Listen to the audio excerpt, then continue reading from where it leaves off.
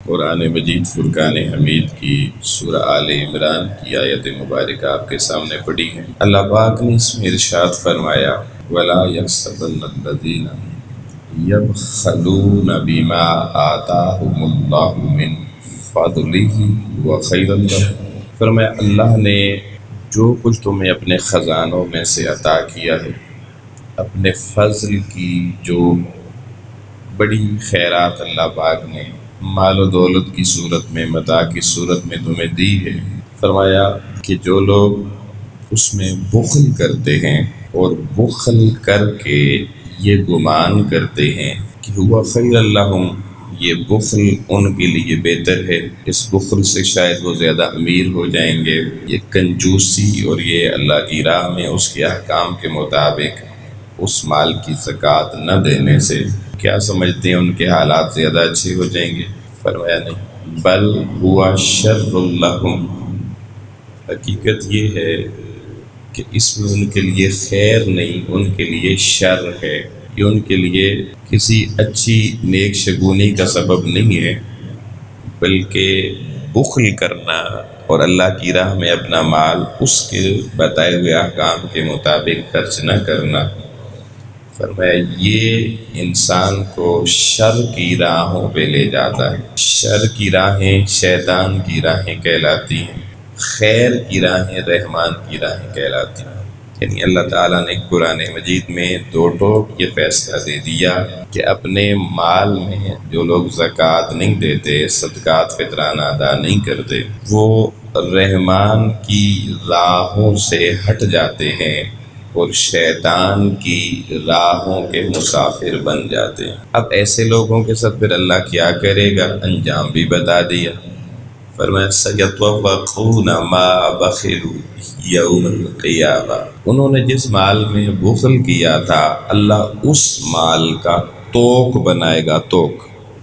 اور قیامت والے دن ان بخیلوں کے گلے میں انہی کے مال کا بنایا ہوا توق پہنا دیا جائے گا۔ اس مال سے راحت نہیں ملے گی،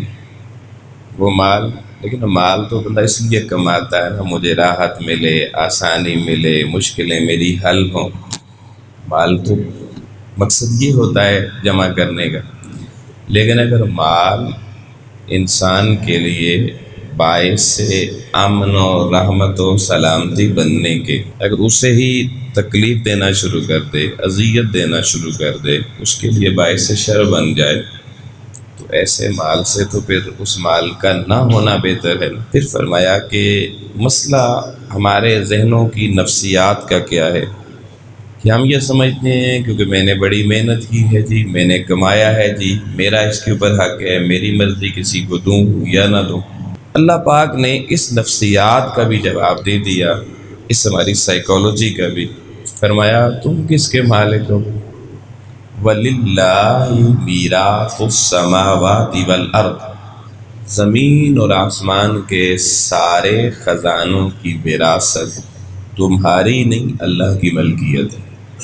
اس کا مالک اللہ ہے۔ وَاللَّهُ تَعْمَلُونَ خبیر، اللہ تمہارے ہر عمل سے خبردار ہے۔ اس آیت میں مال اللہ کی راہ میں اس کے احکام کے مطابق خرچ کرنا، اس کے بارے میں بتا دیا گیا کہ اگر تو نہیں کرو گے تو یہ انجام ہوگا جی، آپ کو خیر نہیں ملے گی، شر ملے گا، وہ مال آپ کے لیے اذیت کا سبب بن جائے گا، آپ کے لیے راحت اور آسانی کا سبب، سہولت کا سبب نہیں بنے گا۔ پتہ یہ چلا کہ وہ لوگ جو اپنے مال سے باقاعدہ زکوٰۃ ادا کرتے ہیں، صدقات دیتے ہیں، خیرات دیتے ہیں، اپنی زمینوں سے عشر نکالتے ہیں، اپنے مال مویشیوں سے زکوٰۃ نکالتے ہیں، انفاق فی سبیل اللہ کرتے ہیں، یہ وہ لوگ ہیں جن کو اللہ کی راہ میں ان مدات میں خرچ کرنے پر اللہ کریم راحت کا سامان بھی دیتا ہے، امن اور سکون بھی دیتا ہے، شر کی راہوں سے اٹھا کر خیر کی راہوں کا مسافر بھی بنا دیتا ہے۔ اگر دیکھیں ہم لوگ خیر کی راہ پہ جانا چاہتے ہیں، شر سے بچنا چاہتے ہیں، امن، سکون، راحت یہ حاصل کرنا چاہتے ہیں، اس کا طریقہ اللہ نے بتا دیا کہ اللہ کی راہ میں اپنے مال و اسباب کی زکوٰۃ، صدقات، خیرات، فطرانے یہ ادا کیا کریں۔ اب اس کے بعد اللہ پاک نے قرآن مجید کی سورہ توبہ میں پھر مصارف بتائے کہ یہ اپنے مال آپ نے پھر دینے کس کو ہیں۔ یہ بڑا اہمیت طلب چیپٹر ہے۔ سورہ توبہ کی آیت نمبر 60 میں اللہ کریم نے یہ مضمون بیان کیا کہ انما الصدقات للفقراء والمساکین والعاملین علیہا والمؤلفۃ قلوب وفی الرقاب والغارمین وفی سبیل اللہ وابن السبیل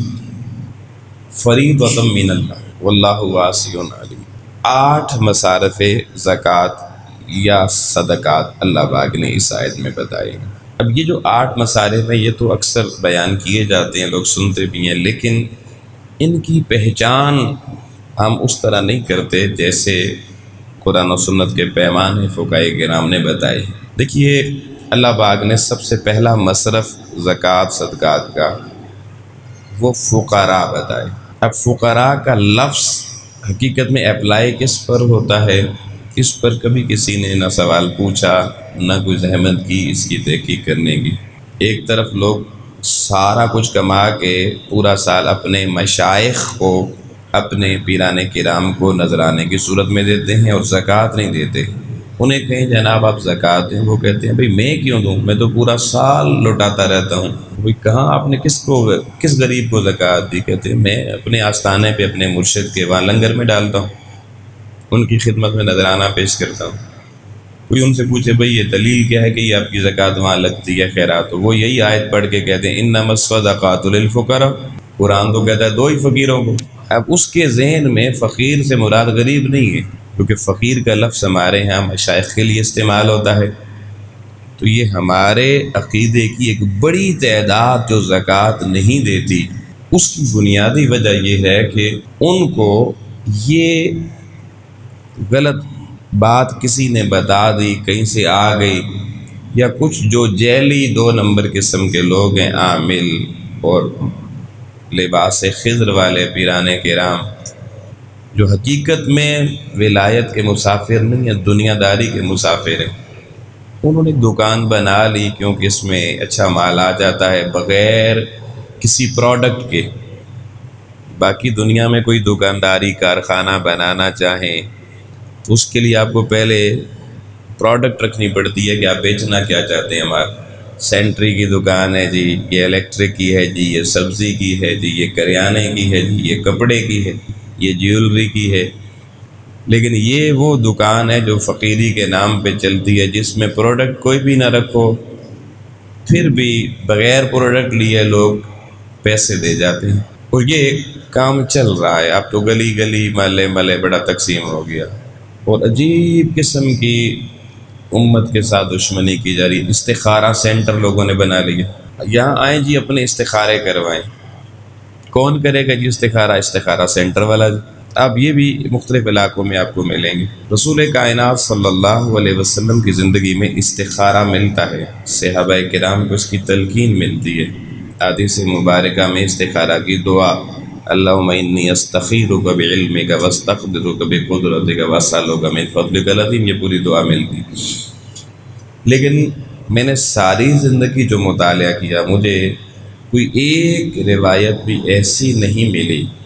جس میں کوئی صحابی حضور کے پاس کوئی مسئلہ لے کر آیا ہو اور حضور علیہ السلام نے کہا ہو کیونکہ میں تو نبی اور رسول بھی ہوں، تو گھر جا، میں استخارہ تیرے لیے کروں گا،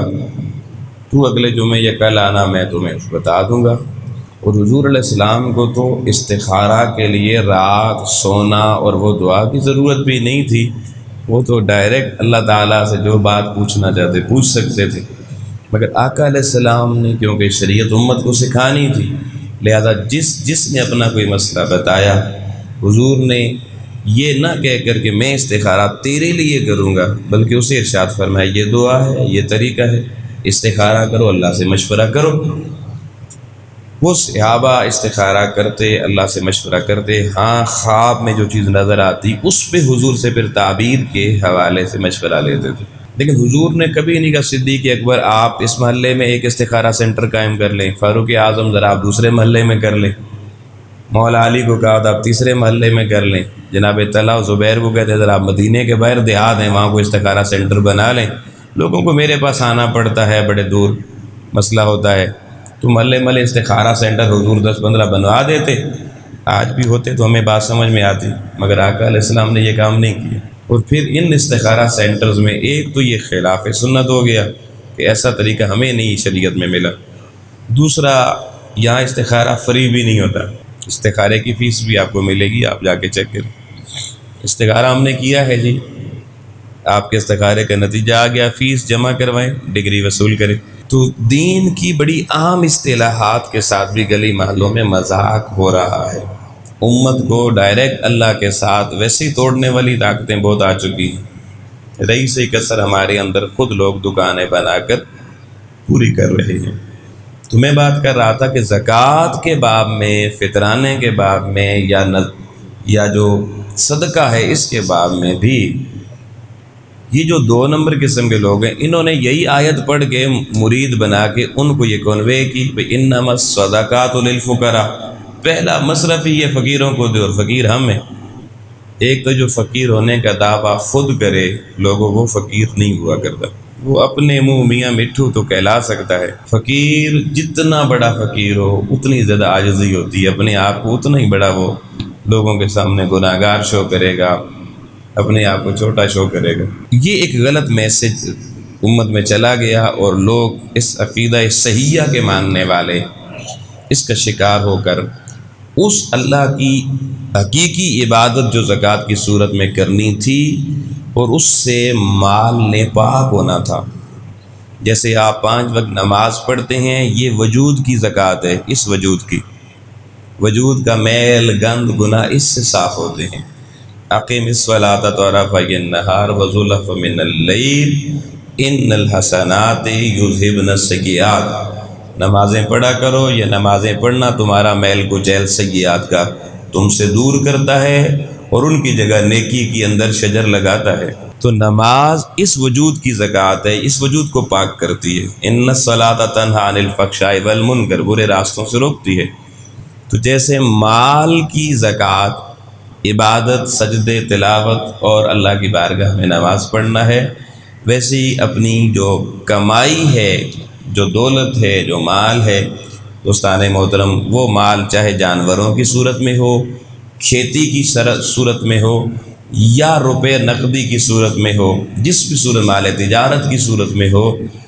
اس کی زکوٰۃ نکالنے سے حضور علیہ السلام نے فرمایا بندے کا وہ مال پاک ہو جایا کرتا ہے۔ تو یہ تو فریضہ یہ تھا کہ وہ صحیح زکوٰۃ صدقات صحیح لوگوں تک پہنچتے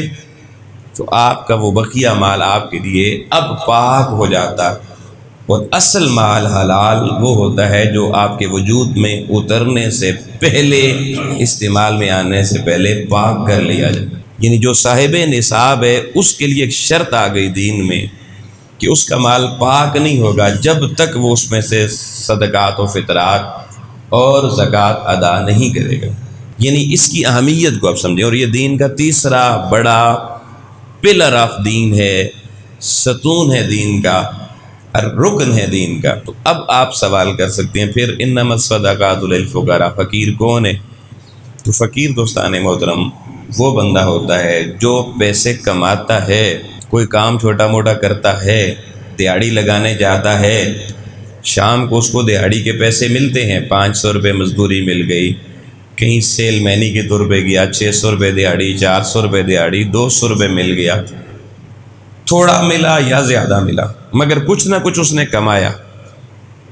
لیکن جب اس نے اس دن کے ایکسپینڈیچر نکالے، بنیادی اخراجات اپنے بیوی بچوں کے، گھر کے، تو وہ اس کی اس انکم سے زیادہ تھے۔ انکم اگر دن کی 500 تھی تو خرچہ 800 تھا، 1000 تھا۔ اب یہ جو اس کا ڈیفیسٹ آ گیا ہے ڈیلی انکم کے اندر، جو اس کی ضروریات ہیں، نیسیسٹیز ہیں، اس میں یہ جو کمی آ گئی ہے 100 200 300 400 روپے کی، یہ کمی پوری کرنے کے لیے اب اس کی ضرورت ہے کہ اس کو مالدار لوگ اس کی وہ کمی پوری کریں۔ اسلام یہ کہتا ہے کہ اس بندے نے کوشش بھی کی ہے، محنت بھی کی ہے، مزدوری لگی بھی ہے، لیکن ضرورت پوری نہیں ہوئی، بچے زیادہ تھے، گھر کے معاملات اس کے تھے، بچوں کے فیسز کے معاملات تھے، علاج معالجے کے معاملات تھے، دیگر کھانا پینا کپڑے کی ضرورتیں تھیں، تو وہ پوری نہ ہونے پر حوائج اصلیہ جن کو کہتے ہیں، ضروریات اصلیہ، اب وہ بندہ جو زکوٰۃ لے گا، صدقہ لے گا، فطرانہ لے گا، وہ لے سکتا ہے، وہ اصطلاح میں فقیر کہلاتا ہے۔ یہ پہلی چیز ہو گئی۔ دوسری چیز فرمایا انما الصدقات للفقراء والمساکین، پھر مساکین کو زکوٰۃ دیں۔ اب مساکین بیسیکلی ان لوگوں کو کہتے ہیں جو بنیادی ضروریات سے کاملاً محروم ہوتے ہیں، جس میں یتیم آ جاتے ہیں، بیوہ آ جاتی ہیں، لیکن ہر یتیم اور ہر بیوہ نہیں، بے سہارا بے آسرا اور جن کی کفالت والا کوئی نہ ہو۔ اب ایک بیوہ ہے جس کا کفیل مر گیا، کوئی نہیں ہے، بچے یتیم ہو گئے، چھوٹے ہیں، کوئی چاچا ماما کفیل بننے کے لیے تیار نہیں ہے، مشکل میں ہے، اب نہ وہ کما سکتے ہیں، چھوٹے بچے ہیں، مزدوری پہ تو نہیں جا سکتے، کسی کی بیٹیاں ہیں، وہ کہاں مزدوری کریں گی۔ اب دوسری بات یہ کہ وہ سفید پوش ہیں۔ سفید پوش وہ ہوتے ہیں جو آپ کے مسجد کے دروازے پہ ہاتھ یوں کر کے کھڑے نہیں ہوتے، جو بازار میں چوکوں چوراہوں میں یوں ہاتھ کر کے کھڑے نہیں ہوتے، وہ سائل نہیں بنتے، سوالی نہیں بنتے، بھکاری نہیں بنتے، جو کہتے ہیں اللہ تو نے پیدا کیا، تو نے میرے والد کو اٹھا لیا، تو نے میرے شوہر کو اٹھا لیا، یا تو نے ایسے شوہر ہے مگر مرض میں فالج ہو گیا، کام نہیں کر سکتا، باپ ہے مگر مریض ہے، کام پہ نہیں جا سکتا، یا صحت مند بھی ہے، مزدوری نہیں لگی، بالکل مزدوری بند ہو گئی، حالات ایسے ہو گئے، دکان بند ہو گئی، کرونا آیا،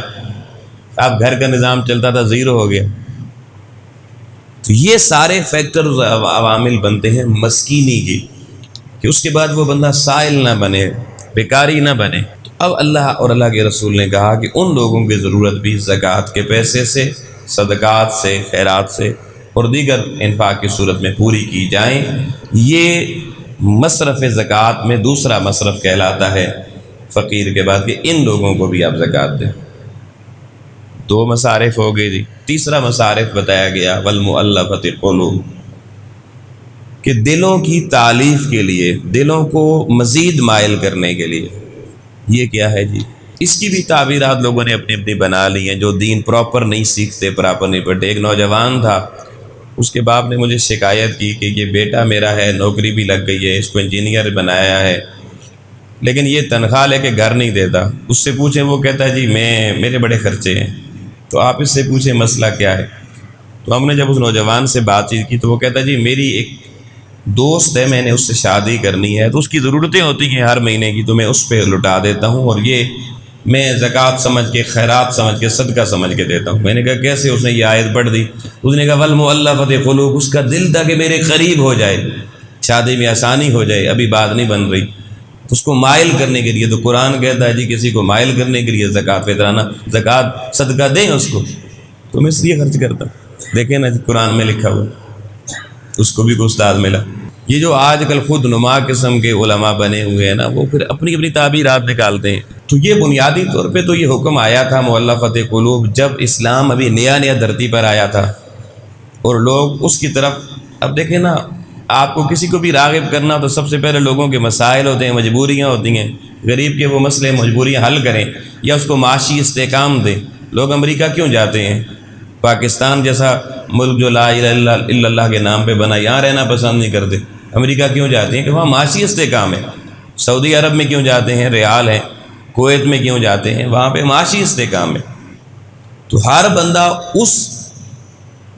چیز کے قریب ہونے کی کوشش کرتا ہے، دل کو وہاں قریب کرتا ہے جہاں سے اس کو معاشی استحکام ملے۔ اور معاشی استحکام کوئی یہ نہیں کہ کوئی غلط چیز ہے، کوئی کافر کو ملنا چاہیے، مومن کو نہیں ملنا چاہیے، ہونا چاہیے۔ تو یہ دین کیونکہ نیا نیا پھیل رہا تھا، مشکلات تھیں، تو اب کچھ لوگوں کو مائل کرنے کے لیے کہ اگر وہ کلمہ پڑھیں گے، مسلمان ہوں گے، تو کسی کافر کے ساتھ پارٹنر ہیں کاروبار میں، یا ان کا کوئی چاچا ماما جس کے بزنس میں وہ شریک ہیں، وہ انہیں اس سے نکال دے گا تو معاشی مشکل کا شکار ہو جائیں گے۔ تو والمؤلفۃ قلوب، حالات ابھی ٹھیک تھے مگر مزید ان کے ذہن میں یہ پریشانی نہ آئے کہ مجھے معاشی عدم استحکام اس دین پر آنے کی وجہ سے مل جائے گا، لہذا اس کے لیے آیا کہ آپ ان کو زکوٰۃ، خیرات، صدقات دیں تاکہ وہ دین کی طرف ان کا ذہن پختہ ہو جائے۔ اور کوئی شیطان اور نفس کی خواہش ان کو ورگلانے نہ پائے۔ لیکن جیسے لونڈیوں کے غلاموں کے مسئلے آساز حل ہو گئے، آج یہ مسئلے نہیں ہیں، تو میرا خیال ہے آج کے دور میں والمؤلفۃ قلوب والا مسئلہ نہیں ہے۔ اگر کہیں آپ کو ایسا لگتا ہے کوئی بندہ دین کی طرف آ سکتا ہے، کلمہ پڑھ سکتا ہے، لیکن معاشی عدم استحکام اس کو دور رکھے ہوئے ہے، پھر یہ وہاں پر چیز جائز ہوگی، آپ پھر یہ کر سکتے ہیں، اس کے ذہن کو، دماغ کو، دل کو دین کی طرف راغب کرنے کے لیے اور دین پہ پختہ کرنے کے لیے۔ لیکن یہ بھی اس وقت کرنا ہے جب وہ پہلے کلمہ پڑھ لے۔ کلمہ پڑھنے سے پہلے نہیں کہ آپ کافر کو زکوٰۃ نہیں دے سکتے۔ یہ ہو گیا مؤلفۃ قلوب۔ وفی الرقاب، پھر قرآن مجید نے کہا جو رقاب یعنی جن کی گردنیں پھنسی ہوئی ہیں۔ اب گردن ظالموں کے شکنجے میں پھنستی ہے، جابروں کے شکنجے میں پھنستی ہے، اس کا وسیع معنی ہے۔ معاشرے میں جبر کی حکومتیں، ظلم کی حکومتیں، یا خاندان میں بھی، علاقے میں بھی بڑے بڑے جاگیردار، صنعتکار، سرمایہ دار، وڈیرے، وہ لوگوں کو اپنا کسان ہاری بنا لیتے ہیں، وہ بھٹے والے ان کو اپنے بھٹوں کے مزدور بنا لیتے ہیں، اور اتنی تھوڑی اجرت دیتے ہیں یا دیتے ہی نہیں ہیں، بس صرف روٹی کھاؤ، باقی جیسے ان کی کوئی ضرورت نہیں ہے، نہ زندگی میں وہ صاف ستھرا کپڑا پہن سکے، نہ جوتا صاف ستھرا پہن سکے۔ یہ حال جن کو ان کی گردنیں بنی اب کسی شکنجے میں پھنسی ہوئی ہیں، آزادانہ زندگی نہیں گزار رہے، غلام بھی نہیں ہے، آزاد بھی نہیں ہے۔ تو اب ایسے معاشروں میں لوگوں کو ان ظالموں کے ظلم اور جابروں کے جبر سے نکالنا۔ اب بٹھے پہ ایک بندہ ہے جی، بیچارے کے 8 بچے بھی ہیں، بیوی بھی، بچیاں بھی لگی ہوئی ہیں، اینٹیں بنا رہی ہیں، اور اگلا کہتا ہے صرف روٹی دوں گا، وہ بھی 1 ٹائم یا 2 ٹائم، باقی کوئی فیسیلٹی نہیں ہے۔ اور بنیادی طور پر وہ کسی بیچارے لٹے پھٹے اس کے پاس کہیں پہنچے تھے، کوئی اس نے خیرات دی تھی اور ان کو اپنا بس غلامی دے دی اس طرح کی۔ اب اللہ کا دین یہ کہتا ہے کہ آپ کے پاس زکوٰۃ کا مال ہے، اگر آپ ویسے ان کی مدد کریں تو اچھی بات ہے، نہیں کرتے تو زکوٰۃ کے مال سے اس بٹے والے کو، اس ظالم صنعتکار کو، جاگیردار کو، اس وڈیرے کو کہیں بھائی جو مال لینا ہے لے لے، مگر انہیں ریلیز کر، تاکہ وہ عزت کے ساتھ معاشرے میں باوقار زندگی گزار سکے۔ اسی طریقے سے کچھ لوگ ایسے ہوتے ہیں جن پہ جھوٹے مقدمے بن جاتے ہیں، وڈیرے بنا دیتے ہیں۔ اب اس وڈیرے میں بہت سے طبقے آ جاتے ہیں، ان کو جناب جھوٹی موٹی FIR ہوئی، عدالت میں چالان پیش ہوا، جیل سنا دی گئی جناب۔ اب گھر میں بیوی بچے ہیں، ان کا کوئی دنیا میں پرسان حال نہیں ہے، ان کے تو روابط وکیلوں سے نہیں ہے جن کو 50 لاکھ 10 لاکھ وہ فیس دیں اور پھر ضمانتیں کروائیں۔ اب وہ جیل میں سڑ رہا ہے، بچے ادھر سڑ رہے ہیں، گھر میں مر رہے ہیں، اور ہم ہیں اپنے گھر میں موج کر رہے ہیں جناب، فیکٹریاں دکانیں چلا رہے ہیں، بڑی بڑی جابس کر رہے ہیں۔ ہم کہتے ہیں ہم تھوڑی جیل میں، یہ تو اس کا مسئلہ ہے۔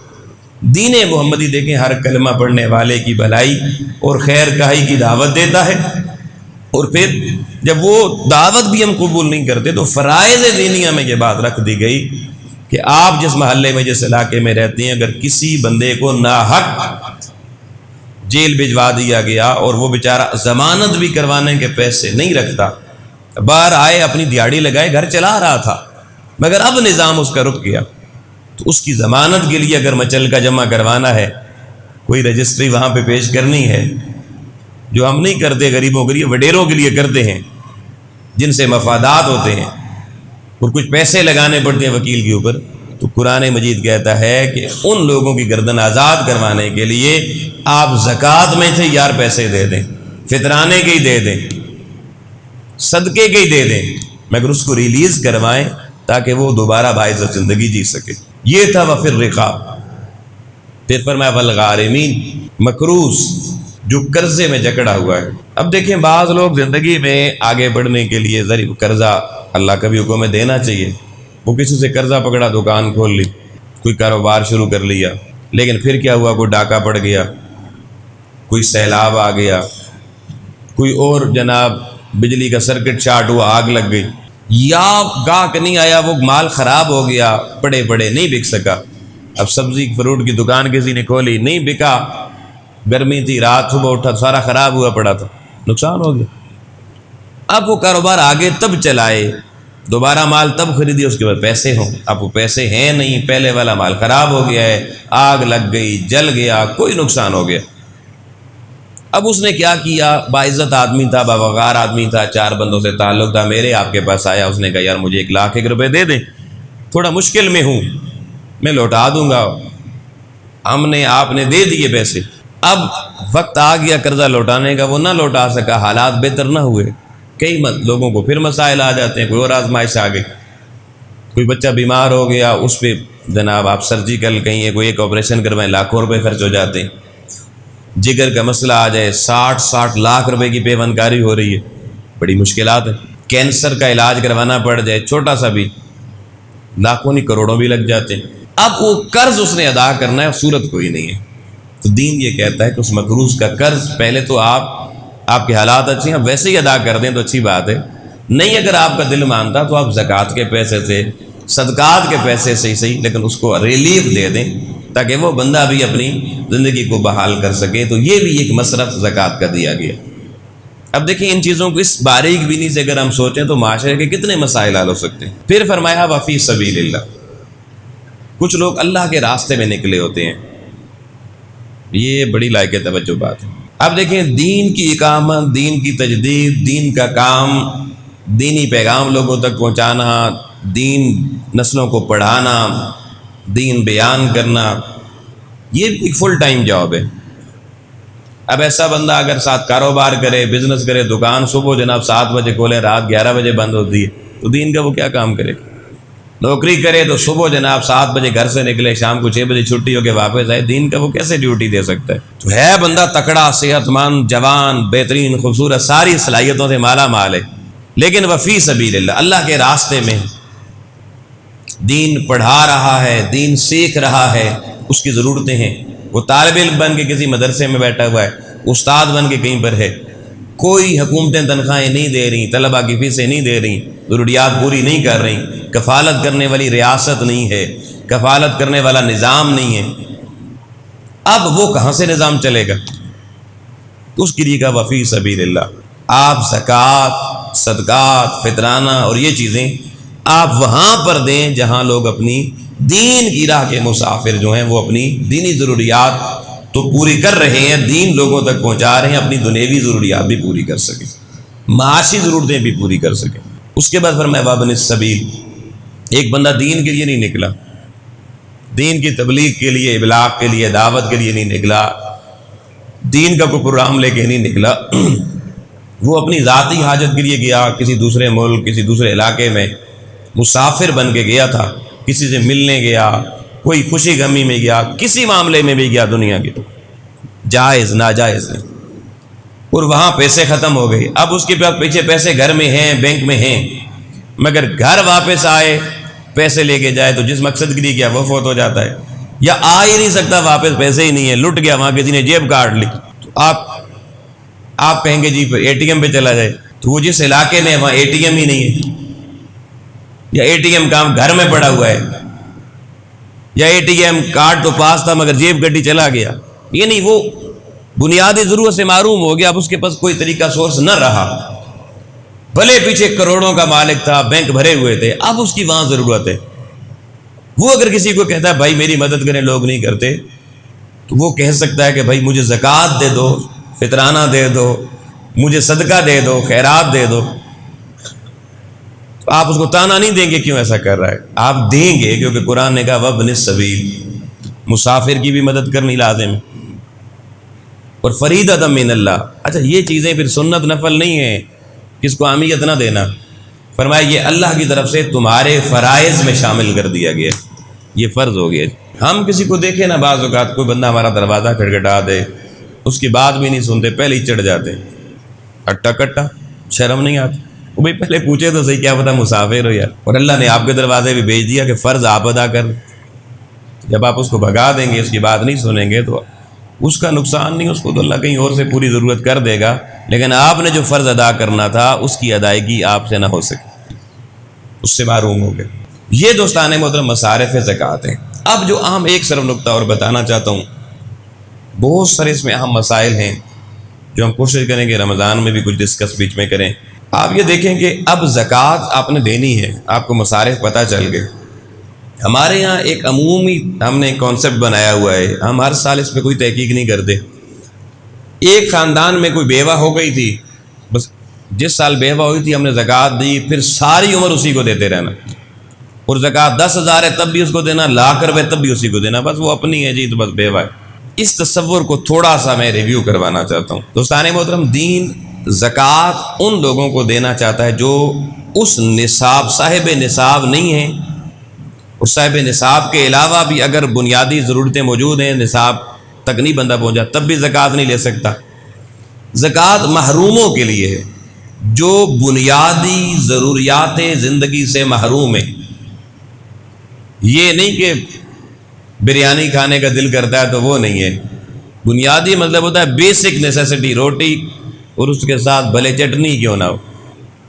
کھائی جا سکتی ہے نا۔ تعیش ایک الگ چیز ہے، آسائش ایک الگ چیز ہے، تو تعیش اور آسائش نہیں، بیسک نیسیسٹیز آف لائف، زکوٰۃ وہاں جانی ہے جو اس سے محروم ہے۔ اب اگر ایک بیوہ ہوئی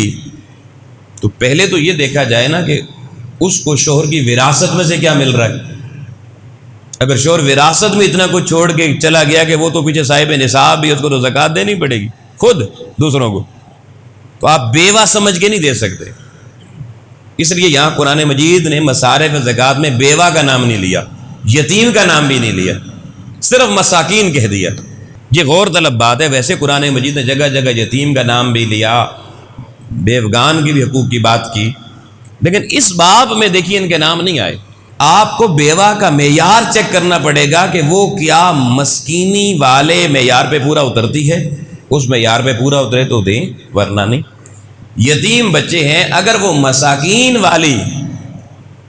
اس لیول اور درجے پر پورا اترتے ہیں پھر زکوٰۃ دیں ورنہ نہیں۔ اب ایک بندہ جناب کروڑ پتی تھا، اچانک مر گیا، اس کے بینک اکاؤنٹ میں جناب کروڑوں روپے پڑا ہوا ہے، لاکھوں روپے پڑا ہوا ہے، آپ کے جی بچے یتیم ہو گئے انہیں زکوٰۃ دیتے ہیں، اب نہیں دے سکتے، اور ہم دیتے ہیں پھر کہتے ہیں برکت نہیں ہوتی مال میں، جی مال بڑا نہیں۔ تو بنیادی قرآن مجید نے کہا فقراء اور مساکین، ضرورت اصلی جتنی تھی، اور یہ بھی نہیں کہا کہ ان کو اتنی زکوٰۃ دے دیں ایک دفعہ کے پورے سال کی اور 10 سال کی آپ ان کی ضرورت پوری کر دیں، نہیں۔ میں نے فقیر کی ڈیفینیشن کی آپ کے سامنے کہ وہ اگر 500 کماتا ہے، ضرورت 600 ہے، 100 روپے کم ہے، تو اب زکوٰۃ اس کی اتنی ضرورت ہے۔ اسی زکوٰۃ تھوڑی تھوڑی کر کے ان طبقوں میں بھی تقسیم کر کے زیادہ لوگوں تک پہنچانی چاہیے۔ میں نے ایسے دیکھی ہیں، ایسی خواتین بیوہ دیکھی ہیں، زکوٰۃ صدقات اور فطرانے ہم نے اتنے دیے کہ وہ آج شہروں میں پلاٹ لے کے جو عام متوسط طبقہ گھر نہیں بنا سکتا، انہوں نے گھر بنا کے کرائے پہ دیے ہوئے ہیں۔ اس سے آپ مدد کرنا چاہتے ہیں، اب کریں۔ انفاق فی سبیل اللہ کا بہت بڑا چیپٹر دین میں موجود ہے، کوئی اس میں بھی مذائقہ نہیں ہے، لیکن زکوٰۃ جو ہے نا اس کی ایک خاص حد مقرر کی گئی تھی، اور ایک خاص دیکھیں آپ کو 2.5% کہا گیا، 5-10% نہیں کہا گیا۔ آپ انفاق 100% پورا کرنا چاہیں کریں، بے شک خیرات آپ کو کوئی لیمٹ نہیں ہے، آپ 10% کریں، 20% کریں۔ یہ خاص حصہ تھا جو ان طبقات تک پہنچانا لازم تھا، چاہے وہ تھر کے ریگستان میں بلکتے ہوئے بچے ہوں، چاہے وہ سندھ کے ہاریوں کے نظام میں جکڑے ہوئے لوگ ہوں۔ ہم نے زندگی میں کبھی بھٹوں پہ جا کے دیکھا، وہاں جو کام کرنے والی خواتین اینٹیں بنانے والی سانچے لے کر 1000 اینٹ بنائے، میں نے ان سے انٹرویو کیا، پوچھا، انہوں نے کہا جی 1000 اینٹ بنانے کا ہمیں 10 روپے ملتے ہیں۔ لو جی آپ کوئی ایسی نوکری کریں گے؟ اس طبقے کی ہمیں فکر ہی نہیں، خبر لی نہیں زندگی میں جس تک یہ زکوٰۃ پہنچانی تھی۔ تو اس پہ تھوڑی سی آپ لوگوں نے توجہ کرنی ہے، کیونکہ زکوٰۃ جب تک مستحق تک نہیں پہنچے گی آپ کا مال پاک نہیں ہوگا۔ تو یہ چند باتیں میں نے آج کی گفتگو میں آپ کے سامنے رکھی، بہت اہم باتیں انشاءاللہ اگلے جمعۃ المبارک پہ بھی ہم اس حوالے سے رمضان کے فضائل کے ساتھ ڈسکس کریں گے۔ دعا ہے اللہ کریم کی ذات ہمیں ان فرائض دینیہ کو صحیح معنی میں سمجھنے اور ان حقوق کو صحیح معنی میں ادا کرنے کی توفیق عطا فرمائے۔ وآخر دعوانا الحمدللہ رب العالمین۔